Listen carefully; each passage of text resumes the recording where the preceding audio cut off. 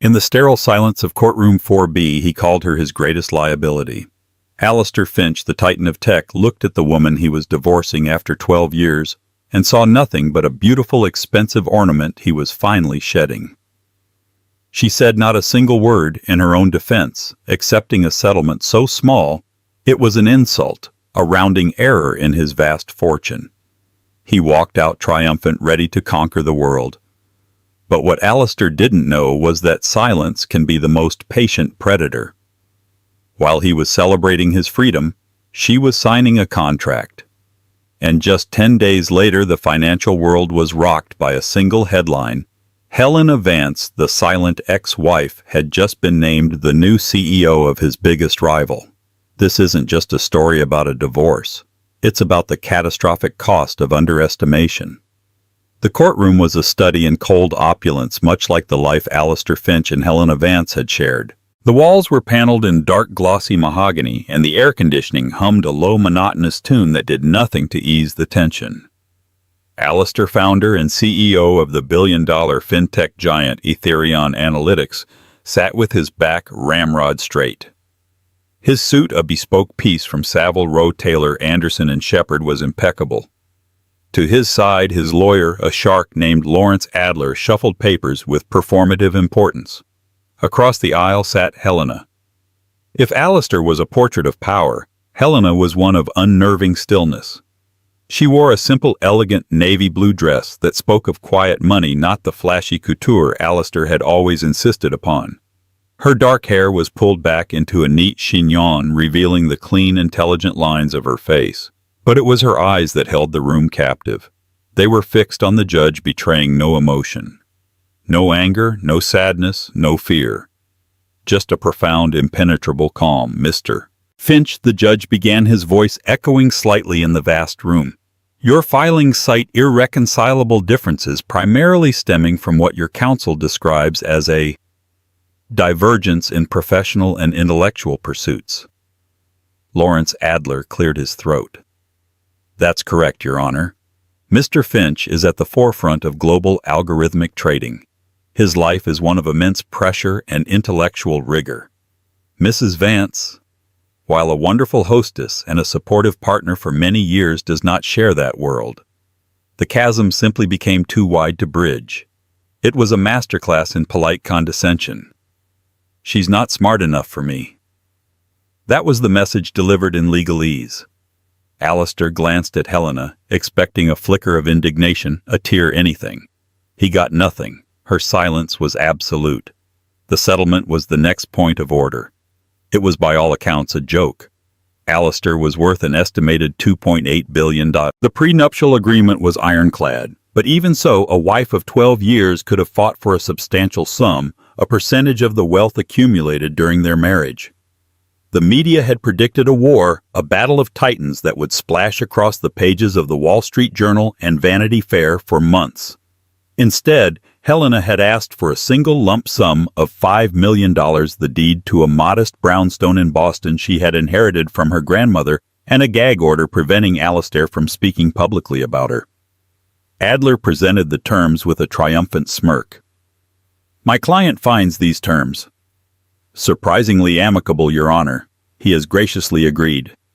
Graciously? Alistair nearly scoffed. He was buying his freedom for the price of a rounding error. He had spent more on a yacht he used twice a year.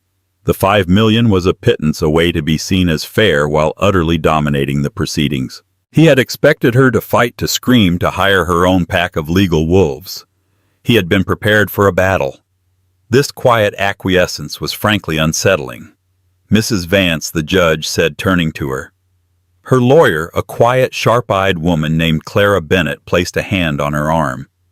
You have reviewed these terms. You understand that you are waiving any and all future claims to Mr. Finch's estate, his business holdings, his stock options, and any assets related to Ethereum Analytics.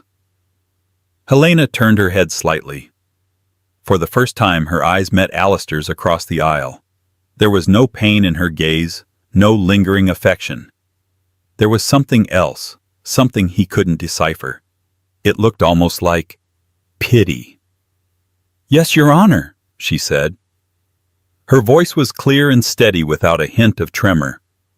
"I understand. I agree to the terms." That was it. The only 2 sentences she had spoken all morning. The gavel came down with a sharp crack that sealed the end of their 12-year marriage. Alistair felt a surge of pure, unadulterated relief. It was over. He was free. Free from the social obligations, free from the pretense of a partnership, free from the quiet judgment he sometimes saw in her eyes when he'd come home late smelling of whiskey and ambition. As they filed out, he walked past her. He felt a sudden, inexplicable urge to say something, to offer a final patronizing olive branch. "Helena," he said, stopping her, "I do wish you the best. Find something to keep you busy." She paused and looked up at him. The look in her eyes was no longer pity. It was something colder, sharper. It was the look of a strategist assessing an opponent. "Don't worry about me, Alistair," she said, her voice a low murmur. "I'll be fine." Then she walked away, her heels clicking with quiet finality on the marble floor, leaving Alistair Finch standing in the echoing hall, the undisputed victor of a battle his opponent had never even bothered to fight. Or so he thought. The week following the divorce was a blur of self-congratulation for Alistair Finch. He threw a lavish freedom party at his penthouse overlooking Central Park, a sprawling palace of glass and steel. The guest list was a who's who of Wall Street predators and Silicon Valley wunderkinds.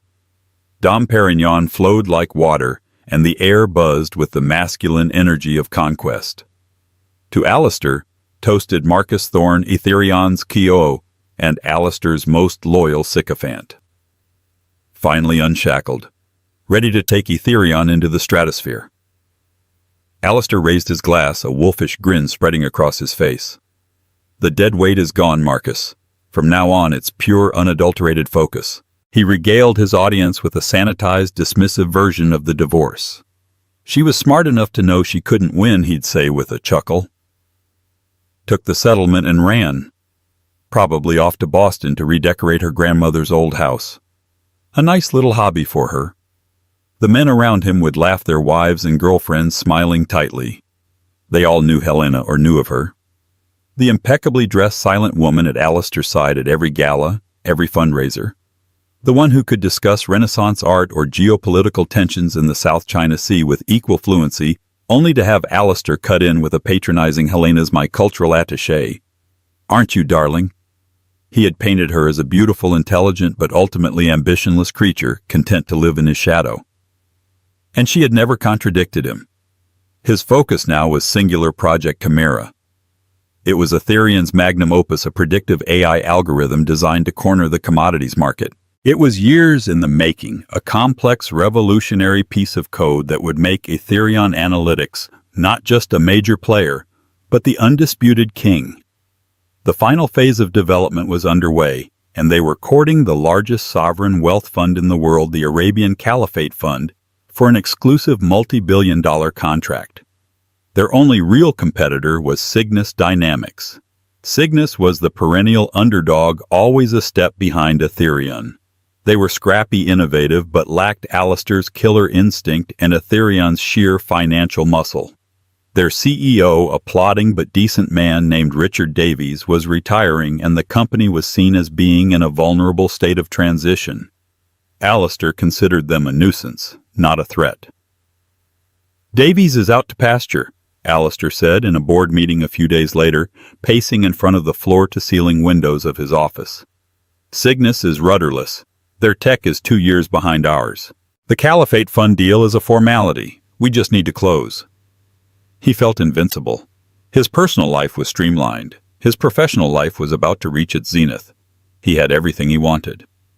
On the 10th day after his divorce, Alistair was at his desk reviewing the final proposal for Project Chimera. His phone buzzed with a news alert from Bloomberg. He glanced at it, expecting another update on market fluctuations. The headline made the world stop. "Shake-up in tech, Cygnus Dynamics appoints Helena Vance as new CEO." Alistair stared at the screen. He read the name again. And again. Helena Vance. It had to be a mistake. A different Helena Vance. A typo. He clicked the link. The article opened to a professionally shot photograph of Helena. It was a picture he'd never seen before. She wasn't smiling her soft socialite smile. Her expression was focused, her eyes sharp with an intensity he hadn't seen since the day in the courtroom. She looked powerful. She looked formidable. He read the first paragraph, his blood turning to ice. Cygnus Dynamics announced today that its board has unanimously appointed Helena Vance as its new chief executive officer, effective immediately. Vance, a reclusive figure in the tech world, brings a formidable but largely unknown background to the role. The appointment comes as a shock to Wall Street, positioning Cygnus for an aggressive new chapter in its rivalry with industry leader Ethereum Analytics. Alistair's hand trembled. Reclusive figure in the tech world. Formidable background. What were they talking about? He had met her when she was curating a modern art exhibit. She had a master's in art history. That was her story. That was the story he told everyone. He scrolled down, his heart pounding in his chest. The article continued. While known in social circles as the former wife of Ethereum CEO Alistair Finch, Vance's early career is a stark contrast. She holds a Ph.D. in applied mathematics and computational science from MIT.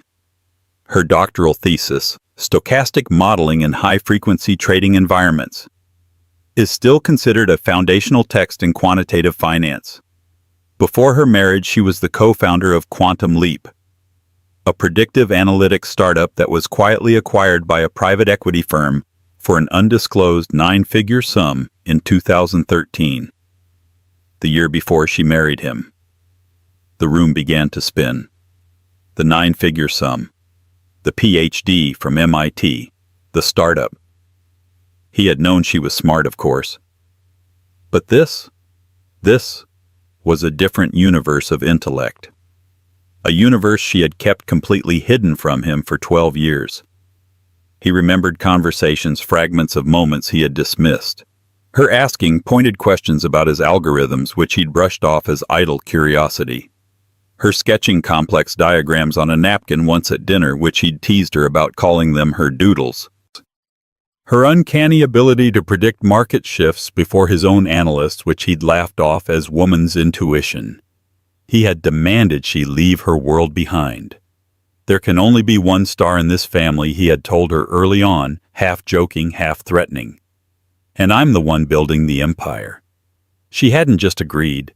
She had systematically erased her past. She had played the part of the perfect, non-threatening wife so flawlessly that he had believed the performance was the person. He hadn't just underestimated her. He had created the perfect enemy, armed her with a decade of his secrets, and then set her free. His phone rang. It was Marcus Thorne, his voice frantic. Alistair, did you see the news? It's her. It's Helena. What the hell is going on? Alistair couldn't speak. He looked out the window at the city that was supposed to be his kingdom. Across the skyline, a few miles downtown, was the headquarters of Cygnus Dynamics. He imagined Helena walking into the CEO's office, his rival's office. The silence in the courtroom suddenly made perfect, terrifying sense. It wasn't the silence of defeat. It was the silence of a predator that had just locked onto its prey. The shockwave of Helena Vance's appointment ripped through the financial world. It was the story of the week. News outlets dug into her past, unearthing the brilliant, buried career of the woman everyone had written off. The narrative shifted overnight. She wasn't the spurned ex-wife. She was the hidden dragon, the ghost in the machine who had been living inside the walls of her greatest rival for over a decade. Alistair was in a state of controlled fury. He convened an emergency meeting with his executive team. "This is a publicity stunt," he snarled, pacing the boardroom. "A desperate move by a failing company. They're using my name, my divorce, to get a headline. She has no experience running a corporation of that size." "None." "With all due respect," Alistair said, "David Hayes, his head of strategy, her background is more than just academic.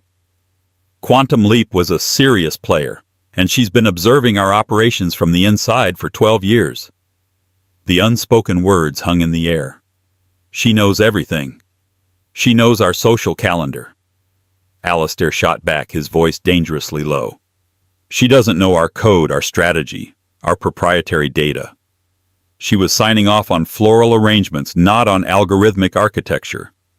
But even as he said it, a cold dread seeped into his bones. Had she been that good an actress? He replayed their life together in his mind, searching for clues. He saw her sitting quietly in the corner of his home office while he took late-night calls, her reading a book while he muttered about market vulnerabilities. He saw her glancing at documents he'd left on the kit, Hayes counter schematics for Project Chimera among them. He had assumed she was disinterested, her mind on whatever charity gala was next on the agenda. Now he saw a different picture, a spy gathering intelligence under the guise of domesticity. Helena, meanwhile, did not make a grand dramatic entrance. There were no sweeping interviews or magazine covers. Her first move was as quiet and precise as her demeanor in the courtroom. It came in the form of an email, a company-wide memo at Cygnus Dynamics. It was leaked to the press within an hour. The subject line was simple: Day 1. The memo was a masterpiece of corporate strategy. It didn't mention Ethereum by name. It didn't need to. Helena laid out a new vision for Cygnus, focusing on asymmetric competition and exploiting market inefficiencies created by monolithic incumbents. It was a direct surgical strike at Ethereum's business model. She spoke of agility, innovation, and a culture of rewarding unrecognized genius. The last two words were the real message. A week later, the first defection happened. Dr. Eris Thorne, no relation to Marcus Ethereum's most brilliant but notoriously difficult data scientist, resigned. She was a savant in predictive modeling, but Alistair had always found her abrasive and hadn't given her the senior role she craved. An hour after her resignation, Cygnus Dynamics announced she had been hired as their new chief technology officer. Alistair was apoplectic. How did she even know about Eris? He roared at Marcus. Marcus shifted uncomfortably. Helena met her once, at the company Christmas party 3 years ago. You told Eris her dress was a bit much, and then ignored her for the rest of the night. Helena spoke with her for nearly an hour about quantum computing. Alistair felt a chill. The Christmas party. He barely remembered it. To him it was a chore. To Helena it had apparently been a recruiting event. The defections continued. A junior programmer who had identified a critical flaw in Ethereum's beta platform, a flaw Alistair had dismissed, was hired as a team lead at Cygnus. Two of his best salespeople, who had complained about Ethereum's rigid commission structure, were poached with offers that included equity in Cygnus. Helena was targeting the people Alistair had undervalued. She wasn't just stealing his talent. She was wielding his own arrogance as a weapon against him. She knew who he overlooked, who he patronized, who he failed to appreciate. For 12 years she had been a silent witness to his managerial blind spots. The battle for the Caliphate Fund contract intensified. It was no longer a formality. The fund's representatives, who had been on the verge of signing with Ethereum, now insisted on a full competitive bake-off. Ethereum's Project Chimera versus whatever Cygnus could muster. Alistair doubled down. He pushed his team to the breaking point, demanding longer hours, faster results. His paranoia grew. He ordered security audits and had NDAs re-signed. He saw Helena's ghost everywhere, in every setback, in every line of code that wasn't perfect. They're anticipating our every move, he said to Marcus one night, staring at a comparative analysis. Cygnus had just released a patch for their existing software that seemed to preemptively counter a key feature of Chimera. It's impossible. It's like she's in our servers. Or she was in your head for 12 years, Marcus muttered just loud enough to be heard. Alistair turned on him, his eyes blazing. What did you say? Nothing, Marcus said quickly, backing down. Just, she knows how you think, Alistair. She knows your playbook. It was true. Helena wasn't hacking his company. She was hacking his mind. She knew he favored aggressive brute force strategies. So she was using nimble, precise counter-moves. She knew he valued loyalty over raw talent, so she targeted the brilliant people he'd alienated. She knew his biggest weakness was his ego, his belief that he was the smartest person in any room. And for the first time in his life, Alistair Finch was facing an opponent who knew him better than he knew himself. The empire he was so proud of suddenly felt terrifyingly fragile, and the woman he had dismissed as a decorative object was the one holding the hammer. The pressure mounted. The Caliphate Fund set a deadline of final presentation in 3 weeks at the Global Finance Summit in Geneva. It would be the ultimate showdown. Ethereum and Cygnus would present their platforms back to back. The winner would walk away with the largest contract in the industry's history. Alistair drove his team with a relentless manic energy. The offices of Ethereum Analytics, once a place of sleek, confident ambition, became a high-pressure cooker of fear and exhaustion. He slept in his office, surviving on caffeine and the burning fuel of his rage. Project Chimera had to be perfect. It was more than a contract now. It was a referendum on his genius. He focused on the algorithm's power. Chimera was a beast designed to analyze trillions of data points in real time to predict market shifts with 99.7% accuracy. It was a sledgehammer built to dominate. He was convinced its raw computational superiority was unassailable. Meanwhile, news from Cygnus was sparse, but what trickled out was unsettling. Under Helena's leadership, they weren't trying to build a bigger, better version of Chimera. Whispers on Wall Street spoke of a completely different approach. They were calling their project Callisto. Instead of predicting the entire market, Callisto was reportedly designed to identify and exploit the blind spots of other algorithms. It wasn't a sledgehammer, it was a scalpel. It was designed not to beat the market, but to beat the players in the market. Specifically players like Ethereum. Alistair dismissed it as a gimmick. "A parasite," he sneered.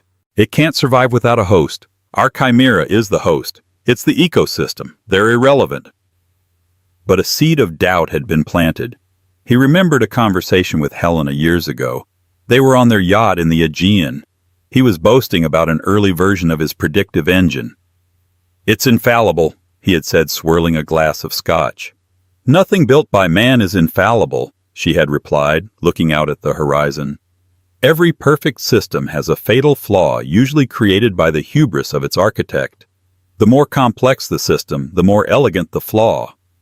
He had laughed at her, patting her on the head. "Stick to art, my love. Leave the math to me." The memory now haunted him, the hubris of its architect. 2 weeks before the Geneva presentation, a critical vulnerability was discovered deep within Chimera's code. It was a small, almost undetectable paradox in the learning algorithm. Under specific rare market conditions, a black swan event, the algorithm, instead of protecting assets, would enter a feedback loop, exponentially amplifying losses. It was a 1 in a million flaw. The team was panicked. David Hayes, his head of strategy, recommended they disclose the vulnerability to the fund and push the deadline. "Absolutely not," Alistair commanded. "The odds of those conditions occurring are infinitesimal. We fix it quietly. No one breathes a word of this outside this room. We do not show weakness." But the fix was not simple. It was woven into the very fabric of the AI's logic. Unraveling it would take weeks, maybe months. Alistair ordered a patch, a workaround. It was a clumsy, inelegant solution, a piece of digital duct tape over a structural crack. It held, but the team knew it was a compromise. The 99.7% accuracy now had an asterisk next to it. The night before they were scheduled to fly to Geneva, Alistair was alone in the boardroom staring at the final presentation slides. His reflection stared back from the darkened glass of the window, a tired, haunted man. His phone buzzed. A text message from an unknown number. It contained a single attachment, a PDF document. His fingers trembled as he opened it. It was a page from a notebook filled with Helena's neat, precise handwriting. It was a complex equation, a series of mathematical proofs. He recognized the structure immediately. It was the core logic of his Chimera algorithm. But at the bottom of the page, she had continued the equation, extending it beyond his own work. She had circled the final result. It was the exact paradoxical feedback loop his team had just discovered. The fatal flaw. Beneath the circle there was a handwritten note. I found this in your study notes 3 years ago. I tried to tell you it was there. You told me I was doodling. H. The phone slipped from his grasp and clattered onto the polished table. 3 years ago. She had seen it 3 years ago. The flaw wasn't a bug his team had just found. It was a fundamental error in his design that his own wife, the art historian, the party planner, had identified, and that he had been too arrogant to even consider. He had walked into her trap. She hadn't needed a mole. She hadn't needed to hack his servers. She had his entire playbook because she had helped write it silently from the wings. She knew about the flaw in Chimera before he did, and she had built her entire strategy around it. Callisto wasn't designed to beat Chimera. It was designed to trigger its flaw, to create the very black swan event that would turn his greatest weapon back on itself. He now understood the full, terrifying scope of her strategy. The Geneva presentation wasn't just a sales pitch. It was a public execution. His execution. The air in the grand ballroom of the Geneva International Conference Center was thick with money and anticipation. Alistair stood backstage adjusting his tie for the 10th time. His hands were clammy. For the first time in his professional life, he felt a tremor of genuine fear. He had seen Helena earlier across the crowded hall. She was the picture of serene confidence, surrounded by her new executive team, Aris Thorne, at her side. She hadn't looked at him, but he felt her presence like a change in atmospheric pressure. Etherion was presenting first. Alistair walked onto the stage to a polite, expectant applause. The Caliphate Fund's delegation, led by the formidable Sheikh Rashid Al Maktoum, sat in the front row, their faces impassive. Alistair launched into his presentation. He was a master showman, and his voice boomed with practiced authority. He spoke of power, of dominance, of market supremacy. The screens behind him lit up with dazzling graphics, showcasing Chimera's awesome processing capabilities. Project Chimera is not just an evolution, he declared, his voice ringing with forced confidence. It is a revolution. It is financial omniscience. He carefully avoided any mention of the flaw, glossing over the risk management protocols with vague corporate speak. He felt the Sheikh's sharp eyes on him, probing, searching for weakness. Alistair ended with a flourish, painting a picture of a future where Etherion and the fund would rewrite the rules of global finance together. The applause was solid but not thunderous. The questions from the panel were pointed, focusing on volatility and risk. Alistair parried them as best he could, but he felt sweat trickle down his back. Then it was Cygnus's turn. Helena walked onto the stage. She wore a simple tailored gray suit, no jewelry except for a plain watch. She was not a showman. She didn't pace or gesture wildly. She stood at the lectern and simply began to speak, her voice calm and measured. Good morning, I'm Helena Vance, CEO of Cygnus Dynamics. My competitor has just presented you with a sledgehammer. It is a powerful tool designed to knock down walls. And it is in its own way very impressive. She paused, letting the faint praise hang in the air before twisting the knife. But the future of finance is not about brute force. It's about precision. It is not a battle of sledgehammers. It is a game of chess. It's about knowing what your opponent will do before they do. It's about understanding their strengths and, more importantly, understanding their weaknesses. Behind her, the screen lit up. It did not show flashy graphics. It showed a single elegant line of code. This is Project Callisto, she continued. It does not seek to predict the entire market. It seeks to predict the behavior of the market's largest players, specifically predictive AIs like the one you just saw. These monolithic systems, for all their power, have predictable behaviors. They are driven by the philosophies of their creators. Alistair's blood ran cold. She was talking directly about him. Some architects favor aggression. Helena said, her eyes sweeping over the front row and for a fleeting moment locking with Alistair's. They build systems designed for overwhelming force. But this philosophy inevitably creates a blind spot, a belief in their own infallibility. An Achilles heel. Callisto is designed to find that heel. She then walked the delegation through a simulation, a hypothetical market scenario. On one side of the screen was a representation of a powerful aggressive trading algorithm chimera in all but name. On the other was Callisto. She initiated the simulation. At first, the chimera algorithm dominated, racking up huge virtual profits. Then Helena's team introduced a specific set of market variables. A sudden unexpected political event in a small country, a minor disruption in a shipping lane, the Black Swan event. On the screen, the audience watched in stunned silence as the chimera algorithm, instead of adjusting, began to hemorrhage money. The feedback loop kicked in. The AI began making catastrophic trades, doubling down on its losses in a frantic self-destructive spiral. Within minutes, its virtual profits were wiped out, replaced by a staggering, irrecoverable debt. Meanwhile, Callisto, which had been making small, careful trades, executed a single perfect move, capitalizing on the larger algorithm's death spiral. The demonstration was devastatingly clear. Callisto hadn't beaten the market. It had waited for Chimera to beat itself, and then it had picked up the spoils. Helena clicked off the screen. The room was silent. Power is not the same as strength. She concluded, her voice quiet but resonant. True strength lies in understanding, not in force. We are not offering you a sledgehammer that may one day shatter in your hand. We are offering you a scalpel. We are offering you insight. Thank you. She walked off the stage to a moment of stunned silence, which was then broken by a sudden explosive wave of applause. Sheikh Rashid Al Maktoum stood up, leading the ovation. He was not looking at the stage. He was looking directly at Alistair Finch, and on his face was a look of profound disappointment. In that moment, Alistair knew it was over. He had lost. He had not just been outmaneuvered. He had been dissected, analyzed, and defeated by a strategy born from 12 years of his own hubris. He was the architect of his own destruction, and Helena Vance was merely the one who had presented the blueprints to the world. The fallout was immediate and brutal.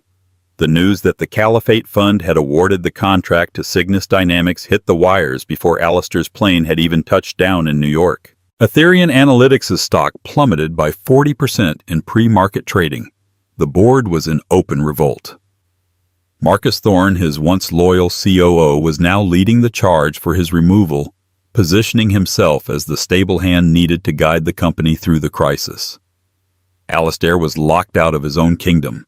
He was forced to take a leave of absence, a corporate euphemism for being fired. The empire he had built with his bare hands had crumbled in a single afternoon. He spent his days in his cavernous, empty penthouse, the silence now a suffocating presence. The celebratory champagne bottles from his divorce party seemed to mock him from the wine cooler. 2 weeks after the Geneva disaster, his secretary informed him he had a visitor. He didn't have the energy to refuse. The elevator doors opened and Helena Vance walked into his living room. She looked different. The serene, controlled confidence she projected as a CEO was still there, but there was also a softness in her expression he hadn't seen since their earliest years together. She was no longer the silent wife or the rival CEO. She was just Helena. "What do you want?" he asked, his voice a hoarse whisper. "Come to gloat, to see the ruins." "No, Alistair," she said softly, walking over to the vast window and looking out at the city. "I came for a final conversation, one we should have had a decade ago." They stood in silence for a long moment. "Why?" He finally asked the question loaded with 1,000 others. "Why hide it? The PhD, the startup, all of it. Why let me treat you like you were nothing?" Helena turned to face him. "Because I loved you," she said, her voice clear and devoid of pity. "And you told me there was only room for one star. I was young and I thought that love meant sacrifice. So I sacrificed my world for yours. I thought naively that one day you would turn around and see me, the real me, and love me for it. But you never did. You only saw the reflection you wanted to see. The truth of her words hit him with the force of a physical blow. I buried Helena Vance, the mathematician, so Helena Finch, the socialite, could exist, she continued. And for a long time I think I even managed to forget her myself. I planned parties, chaired charities, and listened to you talk about your triumphs. But I also listened when you talked about your fears, your rivals, your weaknesses. I read the documents you left out. Not because I was a spy, but because I was your wife and your world was my world. I wanted to understand it. I wanted to help. She gestured around the opulent room. And then I realized you didn't want a partner. You wanted an audience. The moment I tried to offer a genuine opinion to point out the flaw in your logic, you patted me on the head and told me to stick to art. That was the day our marriage truly died. It was also the day Helena Vance started planning her return. The divorce, he murmured. The silence. The settlement. It was strategy, she confirmed. If I had fought you, if I had demanded half your fortune, you would have buried me in litigation for years. You would have seen me as a threat. But by being silent, by accepting a pittance, I made you underestimate me one last time. You saw me as a defeated woman. You didn't see me as a competitor re-entering the market with a 12-year head start on understanding her primary target. The $5 million wasn't a settlement, Alistair. It was seed money. He sank into a chair, the full weight of his failure crashing down on him. He hadn't just lost a company. He had lost the most brilliant person he had ever known because he had been too blind to see her. So what now? He asked, his voice broken. Now Cygnus thrives, she said, a hint of steel returning to her voice. And you get to decide who Alistair Finch is without Etherian. Maybe for the first time you'll build something that isn't based on the need to be the only star in the sky. She walked to the door, pausing with her hand on the handle. For what it's worth, Alistair, she said, looking back at him one last time. I never wanted to destroy you. I just wanted to be seen. You're the one who made this a war. Then she was gone, leaving Alistair Finch alone with the ghost of the woman he had created and the ruins of the man he used to be. 1 year later, the New York skyline had a new gleaming addition. The Cygnus Dynamics Tower, a marvel of modern sustainable architecture, stood tall in the heart of the financial district. Its offices were open, collaborative spaces filled with the vibrant hum of innovation. Helena Vance stood in her office on the top floor. It was not the imposing solitary throne room that Alistair had favored. It was a light-filled space with a large round table at its center surrounded by whiteboards covered in complex equations and strategic plans. Eris Thorne and her other executives were with her, laughing as they debated a new venture. Helena had transformed Cygnus from an underdog into a new kind of industry leader. They were lauded for their ethical approach to AI, their dynamic company culture, and their visionary CEO. She was on the cover of Forbes not as a socialite or an ex-wife, but as the strategist who had redefined the tech landscape. She was dating a quiet, brilliant astrophysicist from Columbia University who was completely unimpressed by her fortune but fascinated by her mind. She was for the first time in over a decade completely and utterly herself. Across the city, in a much smaller, more modest office, Alistair Finch was trying to build again. Etherian had been acquired in a hostile takeover, its assets absorbed by a larger competitor. Marcus Thorne was long gone, pushed out by the new leadership. Alistair had started a small consulting firm. He was humbled, stripped of his power and wealth. The arrogance was gone, replaced by a quiet, weary knowledge. He had 2 employees. He worked late, not fueled by ambition, but by the simple need to create something of value again, something real. Sometimes late at night he would look out his window at the distant shining beacon of the Cygnus Tower. He didn't feel hatred anymore. He felt a profound sense of loss and a strange grudging respect. He had been so obsessed with building an empire of glass and steel that he had failed to recognize the true treasure that was living in his own house. He had once told her there could only be one star. He had been right. He had just been spectacularly, catastrophically wrong about which one it was. Helena's light wasn't just shining. It was illuminating the entire city, a city that now felt like it belonged to her. And he was just a man on the ground looking up, finally seeing her clearly in the dark. 2 years passed. The name Helena Vance was no longer synonymous with a dramatic divorce, but with visionary leadership. Cygnus Dynamics had not only thrived, it had set a new industry standard for ethical AI and sustainable growth. Helena, the keynote speaker at the 2025 Web Summit in Lisbon, stood before a rapt audience of thousands. She spoke not of market domination, but of responsibility, not of predictive power, but of technological humility. She had become the conscience of an industry long thought to have none. The greatest danger of our creations, she concluded, her voice echoing through the vast arena, is not that they will become smarter than us, but that we will forget they are a reflection of us. Our brilliance, yes, but also our biases, our blind spots, and our hubris. As the applause thundered, a frantic aide rushed to the side of the stage holding up a tablet. The screen was a cascade of blood-red financial tickers. Helena's face remained impassive, but a flicker of concern crossed her eyes. This was not normal market volatility. This was a hemorrhage. By the time her corporate jet was in the air heading back to New York, the world was in chaos. It was being called the Digital Blitz, a cyber attack of unprecedented scale and sophistication. It wasn't aimed at a single bank or exchange. It was targeting the very trust architecture of the global financial system. Algorithms from New York to Tokyo, London to Hong Kong were behaving erratically, triggering cascading sell-offs in a feedback loop that was threatening to vaporize trillions of dollars in wealth. Helena's own creation, Callisto, was struggling. It was designed to be a scalpel to dissect the logical, predictable flaws of competitors. But this new threat wasn't logical. It was pure weaponized chaos. It didn't have a rational weakness to exploit. It was behaving like a digital pathogen, infecting every system it touched with its own irrationality. The sledgehammers and the scalpels were equally useless.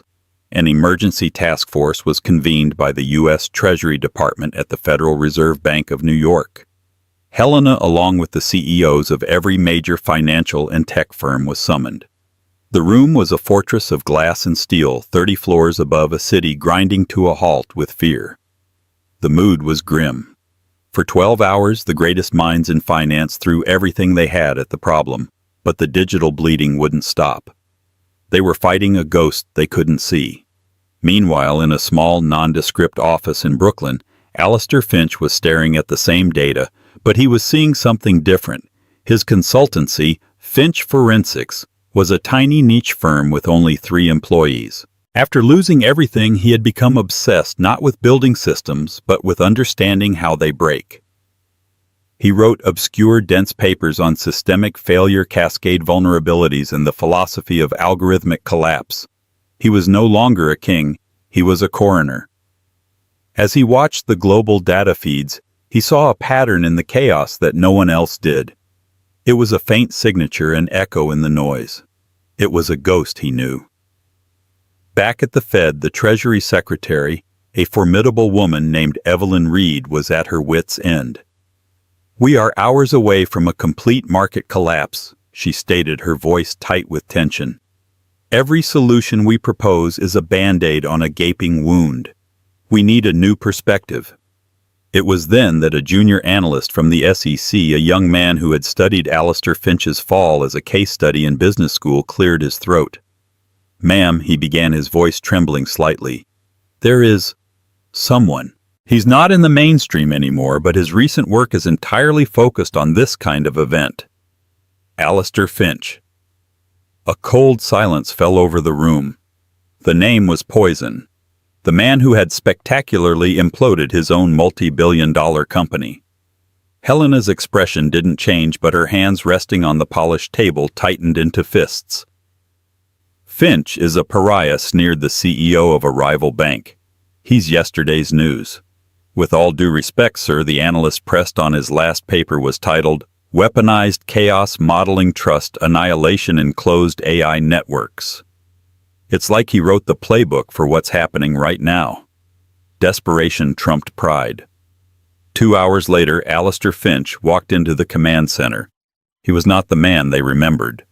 The bespoke suit was gone, replaced by a simple dark sweater and trousers. The arrogant swagger was gone, replaced by a quiet, intense focus. He looked older, wearier, but his eyes as they scanned the screens were sharper than ever. He nodded curtly at the secretary, his gaze sweeping past Helena as if she were a stranger. He didn't need a briefing. He walked directly to the main data wall, his eyes tracing the chaotic patterns. "You're all looking at the trades?" he said, his voice quiet, but carrying across the silent room. "You're trying to stop the financial bleeding. You're wrong. This isn't a financial attack. It's an ontological one." He turned to face the room of bewildered titans. "It's an attack on the trust between the machines. The virus isn't just executing bad trades. It's impersonating the digital signatures of other AIs. It's making your algorithm think my algorithm has gone rogue, forcing a defensive, then a preemptive strike. It has created a digital war of all against all." He pointed to a string of code deep in the logs, a piece of data so obscure everyone else had missed it. "And it's using a foundational architecture I designed a decade ago, a protocol for adaptive camouflage. It was a prototype, a ghost in the Ethereum machine. It was too unstable, too dangerous.